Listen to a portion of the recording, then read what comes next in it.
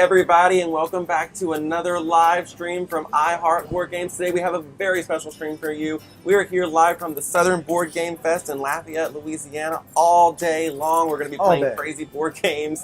You're going to see faces here that you've never seen before, but don't worry, one of us will always be here with you. Yeah. You're not alone. Sound issues, let me know in the chat, and I'll be on top of that. Yeah, we're not at our home today. Everything is, a little bit different. We have different kind of mic system, different kind of setup here. So, and there's a lot of people in the room. Or if you can't hear us, just let us know. Hey, Joe, how's it going? Hey, Joe. Hey, Alex. Time Roller, how are you guys doing? Just Gemini. There's an issue. Travis seems to be Thank there. you, that is an issue. Don't worry, we're going to remedy that as the day goes on. Yeah. So don't adjust your sets. We do have a stranger in the midst. This is Jason Dinger. He is the renowned game designer of the game that's on the table right now, Captains of the Gulf, which is put out by Spielworxx. And we're just going to do a little interview with him first before he teaches us how to play the game, and then we're going to play it for you guys. Yep. So if you have questions for Jason, just put them in the chat and we'll ask them. Fire them off. Hey, Heather, how's it going? Hey, Heather. It's Spaminite. How you guys doing? So I haven't seen any sound issues, so I'm thrilled Yay! right now. Have you heard any sound? Hopefully I don't put this loud mic.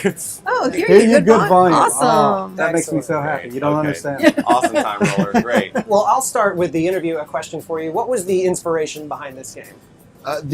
What brought the game to me was actually a dream. Whoa. My wife and I, both of our kids are older. Our youngest is 24, and they moved out a few years ago. So Valentine's Day, 2016, my wife and I sat down to play a few games, ate dinner. We went to bed around 10, and at midnight I woke up from this vivid dream. I saw the multi-use cards, I saw the boats moving out in the Gulf, and I just couldn't get out of my head. And now I sleep with a notebook next to the bed so that I can write these things down. Like a comedian. Then I didn't know. Then I didn't know better because I never, no pun intended, never dreamed of being a game designer. And so I just grabbed my phone and started texting it to my email, all the little ideas. And I'm happy to say that 99% of what was in the dream is on the table in front of you. Wow. Obviously, things change as you're playtesting, but the heart of the game is still there. And beyond that, where I'm from in Morgan City, shrimping throughout the history of Morgan City was a huge part of the local community and the economy. In the 1950s, my grandfather, when he returned from the Navy, getting back from World War II, he worked on shrimp boats, eventually worked his way up to running his own. And when my parents divorced when I was young, he raised me for a good portion of my life. Wow. So my dad worked offshore, so I would go stay with my grandparents a lot. And so the inspiration for the dream, I guess, is a combination of my grandfather and just as much as Don and I played board games. And then the dream is what birthed it. That's a great story. So how did you guys get involved with Spielworxx? They're like a German company, right? So the dream come true. Heather just said, actually. Yeah. So I posted pictures of us playing the prototype on Twitter, and out of the blue, I happened to take a day off from work, and I'm at home. I wake up, put some coffee on, and a notification goes off, and I get a DM from Uli Blinneman, the owner. He is Spielworxx, and saying, "Hey, do you have a copy of that I can try out?" Really? And so I picked up the phone. I called my wife Donna, who we're going to meet later on, and I said, "Hey, Uli Blinneman just messaged me and asked for a copy." And before I say this, Spielworxx was and still is my absolute favorite company. Back then, I had 4 or 5 of the games. Now I have every Spielworxx game, but I was in the process of building them up. So they're the only company who, even back then, I had an entire shelf just for them. Wow. So my favorite company in the world reaches out to me and asks. So I call my wife and I tell her that, and she goes, "What'd you tell him?" I said, "Nothing. I called you." She says, "You idiot! Hang up." And she goes, "Oh, okay, yeah." So she's my best play tester, both on the table and in real life. She keeps me straight. So I messaged him and got it together because, like all designers, the prototype was made in my living room. So it took a couple weeks to get a second one built, and then shipped it off to Germany. And didn't hear anything for a couple months, which was understandable. Finally, he messages me Christmas Day and says, "Hey, I got it. Customs finally released it. I got it. I'll play it soon." And 2 months later, I get an email that says, "Hey, I just finished the game. I want to sign a contract. If you're okay with it, we're going to publish it at Essen," and just start laying everything out. And So yeah, Wow, the rest is history. That's an Wow. incredible All story. right, Elkan, Dino. Thanks, Alex. Thank We'll you see for you after being the here. gym. We'll be here till all 9:30 day Central. long. Yeah, come back anytime. Wow, that's really a great story. So, like, how did you get involved in board gaming to begin with? Like, have you always played, or Well, I mean, like this growing kind of up, board games? right. Modern board games, no. I mean, even up to 8 years ago, we were playing Monopoly or Scrabble with our kids. Mhm. But modern board games has only been about 5 or 6 years. And what happened was, like I said, our kids had moved out, and my wife and I, we teach. We volunteer in our community. We teach martial arts in the evenings after work. So when Friday comes around, we're pretty burned out, and so we would just sit there, and I would be on my computer, just vegging out, whatever, we're playing on social media. She'd be 2 feet from me on the couch, a reruns playing on the TV that we're not even paying attention to. Right. And as I'm scrolling through Twitter, I see this comic book artist that I follow.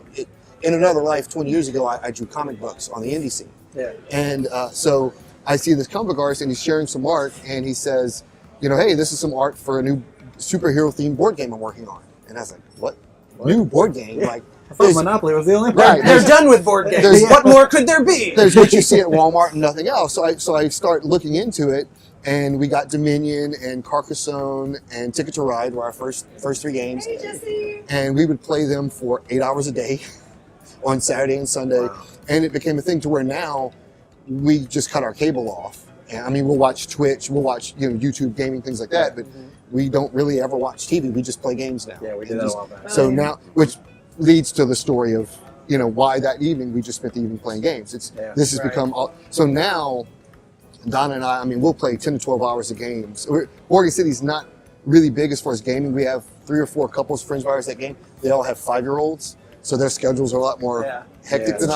challenge. Right. So we get together with them maybe once a month, but for the most part, she and I just play a lot of 2-player games in the house. Jesse, we're at the Southern Board Game Fest today in Lafayette, Louisiana. It's a Yep. local convention. This is their 2nd year having it. We have a special guest here, Jason Dinger, who is the designer of Captains of the Gulf, designed by him and put out by Spielworxx, and he's going to teach us how to play this game in a few minutes, and then we're going to play it with him. Now, Jason, Thank tell So it's me, really cool. you. tell me about the art. Who did the art for the game? The art for the game Okay. is by Harold Leesky. He's the in-house artist for Spielworxx. When you talk about Spielworxx is for the most part 3 people. I mean, there are other people that help and do things, but Uli Blinneman is the lead developer, the driving force. It's his company. He is Spielworxx. But then he has Harold Leesky, who is one of my favorite artists. He's done art for a lot of classic games, different Feld games, Ravensburger, and he does the art for every Spielworxx game. He's also done the art for a lot of ABC Blackfire games, like Kalimala, Kraftwagen, and now he's doing art for Compass games for their Euro line.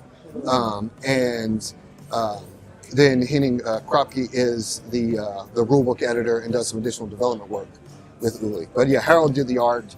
What was the process like working with him? Oh, it was amazing.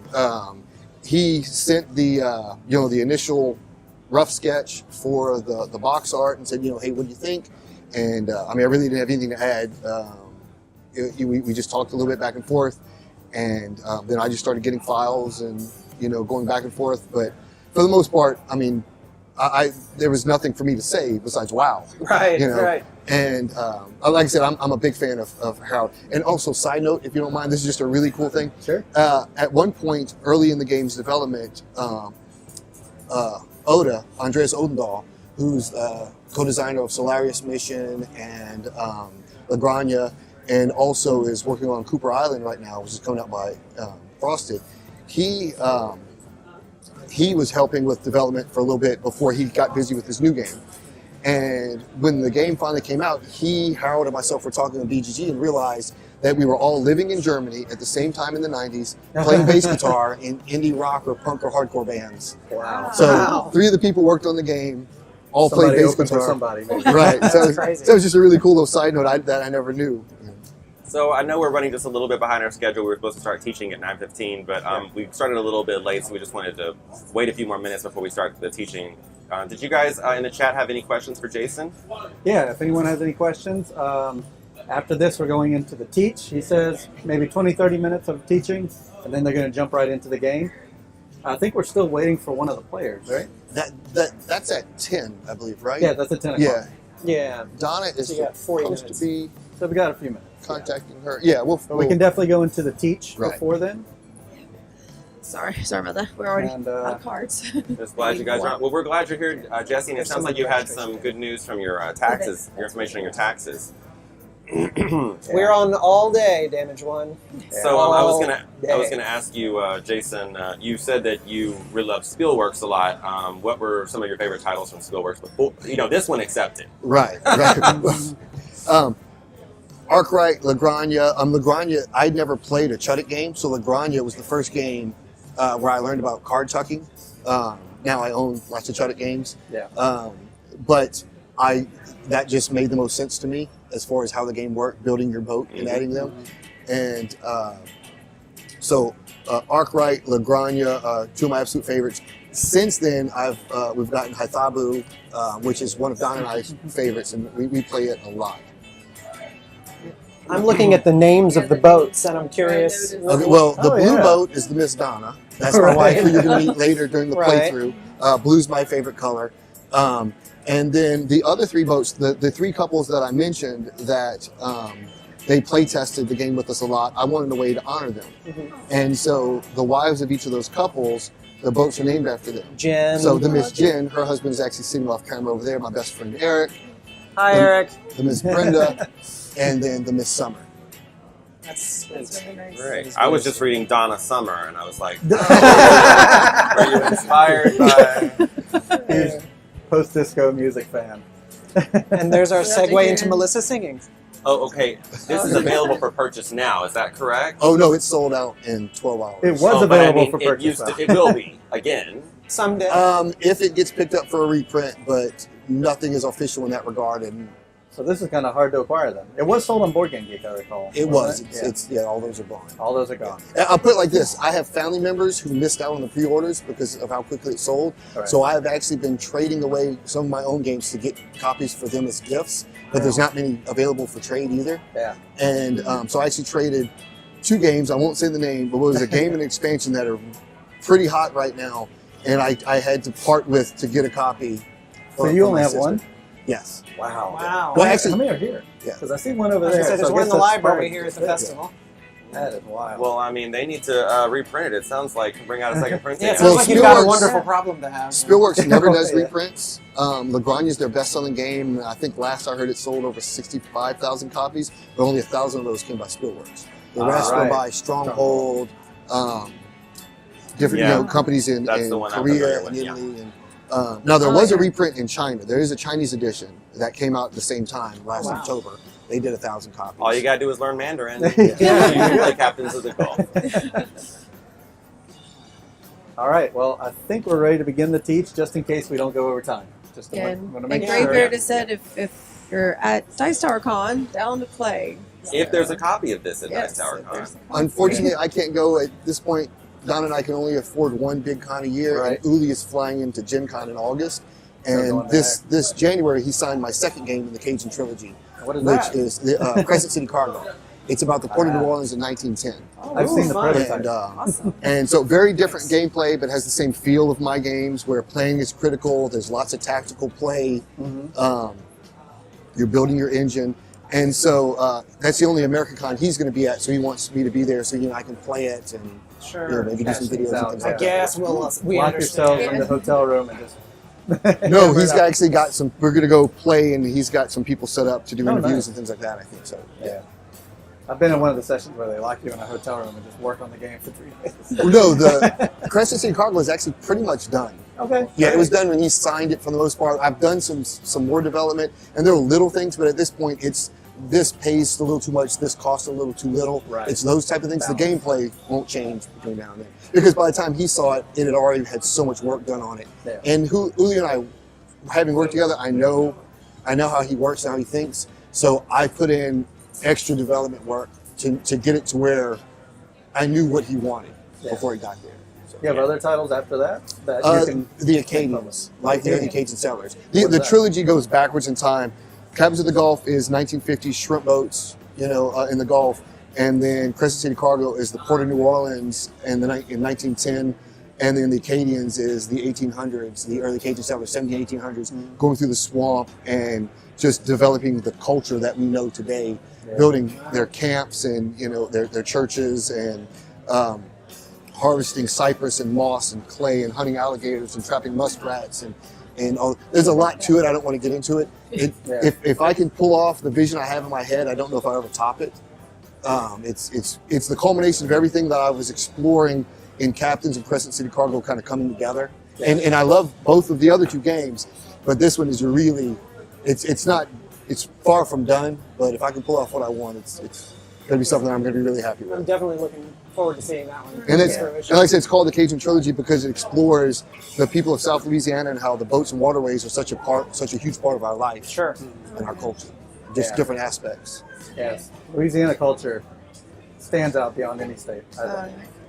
Now You can't tell. This game actually smells like shrimp. Like, you can't tell from the screen. Yeah, we're actually sitting in water right now. Yeah. You can taste the We all rode our crawdaddies alligators right just to now. get here today. All buildings here are flooded. Don't joke, because I posted a picture on Twitter. They have a little girl riding an alligator. And said that's an upgrade in Acadians. Hey, Graybeard said he spent some time in Lafayette. Oh, there you go. Yeah. We're here now. We're in Lafayette right now, so it's not too far from home. So, are you ready to start teaching us how to play this? Was there anything else you wanted to tell everybody about? I can talk for days, but we have to do the teach. Social Let's media. do the teach. Or well, if there's any questions from the On social media, no one asked. on Okay. social media, Just making sure we didn't miss anything. Jason, DINGR. So there's no E on the last name. The other one was taken. So just Jason, my full name, Jason Dinger, but no E on the R, and I post a lot there. So if anybody wants to follow there. So I also give him a follow, guys. I also I make furniture, and with the scraps, I make gaming accessories. Yeah. But I refuse to sell them because that stresses me out. I like to go just put music on in my shop and work. So I make this, and I make card stands that you'll see later, and which are actually known as Dinger Stingers across the board game world now for some reason. And so, but I do giveaways on Twitter. My pinned tweet explains why I do all that, but basically you just pay the shipping. And you can have it. It's just. Is there a way to post a link? Graybeard asked, posting a link for that. Why don't we on contact Twitter? them through Twitter, or do you have a website for that?